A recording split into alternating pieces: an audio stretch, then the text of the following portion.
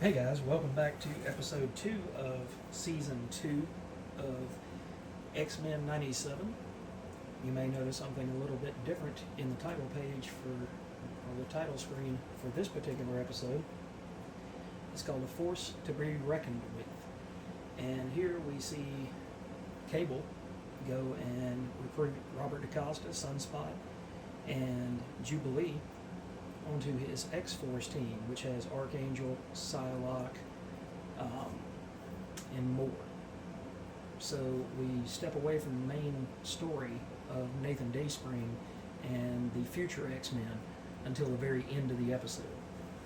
And here we get to see Cable trying to bring down Apocalypse in this time, in the present day, where nobody knows Polaris, Havoc, and X-Factor have gone to work for the government, and nobody knows where the X-Men went. The mansion is in shambles at the beginning of the episode, and so this one is X-Force centric, and it's really fun. It's really great. You get to see Jubilee showing her humanity, showing that she's still a kid, showing the innocence that she brings to the X-Men team at this point in her career. You know, she's still just a teenager trying to do the right thing and trying to find love for herself, understand where she fits into this world.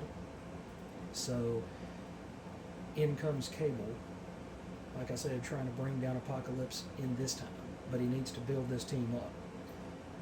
So eventually Jubilee gets captured by Havoc and company, but she reminds Polaris, she's like, why are you doing this? And Polaris said, I'm doing what I think is right. And she said, the X-Men would never do this. And Alex Summers says, well, where are they? We're still here, but where are they? But it rings true to Polaris and gets through to her. And she realizes that she's doing what she's doing for all the wrong reasons. So it's exciting. It doesn't show the X-Men and Nathan Dayspring until the very end.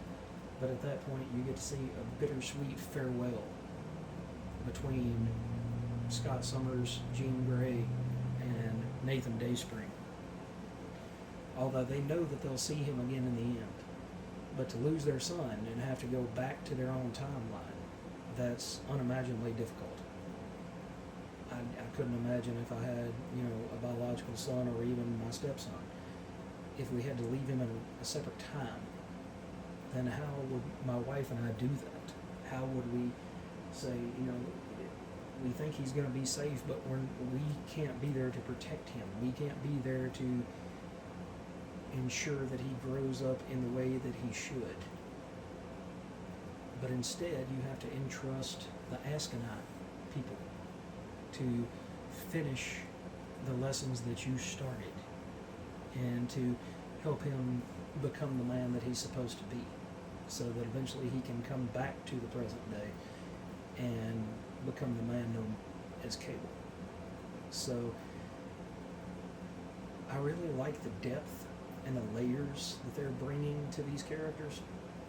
The X-Men are not just about superpowers and about flashiness and Wolverine baring his teeth and chomping a cigar and calling everybody bub. These characters have so many layers to them that if you really dig into it and you really look at it, then they are some of the most interesting and nuanced characters in the entirety of the Marvel Comics universe. And seeing this as a cartoon and them being presented in this way and in this depth in a cartoon does not lessen the gravity of the stories that they're trying to tell. And that's what I love about this cartoon, is it doesn't speak to 3-year-olds as a 3-year-old property. It speaks to probably early teenagers, preteens, all the way up to teenagers, and even somebody like me who's going to be 45 in December. and it teaches lessons that can be taken throughout the rest of your life so that you can help other people, be a better person, build yourself up into something that you never thought that you could be. So I love the fact that this show is back on the air. I love the fact that the animation looks like it came from 1997. And I love the stories that they're telling with this series. It has been an absolute home run and a joy to sit here and watch and try to recapture some of my childhood. Although, like I've told you before in previous episodes, my favorite cartoons from that era were Batman the Animated Series. Oddly enough, as big a Spider-Man fan as I am, I never really watched Spider-Man the Animated Series from back in the day. But I'd watched X-Men religiously because of the stories that they told and the humanity and not the hubris, but the age appropriateness with which they told them. Because, if it started in 93, I would have only been, 12, 13, 12 going on 13.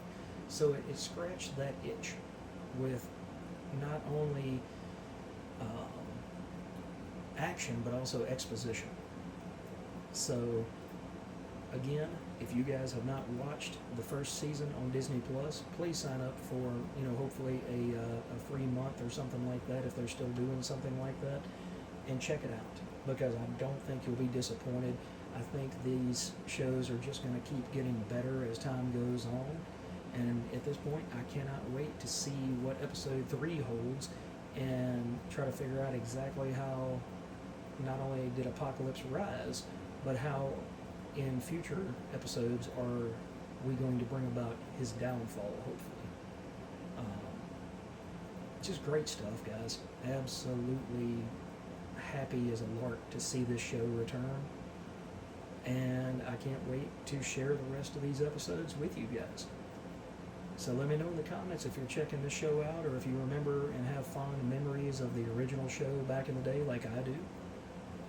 Don't forget to like and subscribe for more content just like this. And be on the lookout for the next episode of X-Men 97. Thanks for watching, guys. Have a wonderful, wonderful day and a wonderful weekend.